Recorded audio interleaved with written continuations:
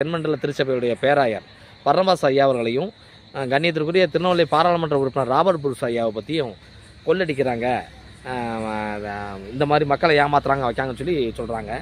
அது மட்டுமல்லாது அவர் ஒரு மாற்று சமூகத்தினுடைய இந்து கோயிலுக்கு போனதாகவும் மறுநாள் குளோரியா சர்ச்சை ஓப்பன் பண்ணதாகவும் சொல்லி இவருக்கு தகுதி இல்லை, இவர் சர்ச்சுக்கு வந்தாங்கன்னா அவரை புடையில் அடிக்கணும் அப்படின்னா ஒரு பொது தளத்தில் பேசியிருக்காரு. அதை பற்றி உங்களுடைய கருத்து என்னையா?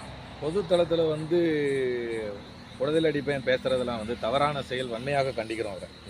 இது தவறான ஒரு வார்த்தை, இந்த வார்த்தையை பேசக்கூடாது. இன்னொன்று, கணம் பேராயர் அவர்களை கணம் பேராயர் பர்னபாஸ் அவர்களை நீங்கள் பேசுவதற்கு எந்த இதில் யார் அதிகாரம் கொடுத்தது?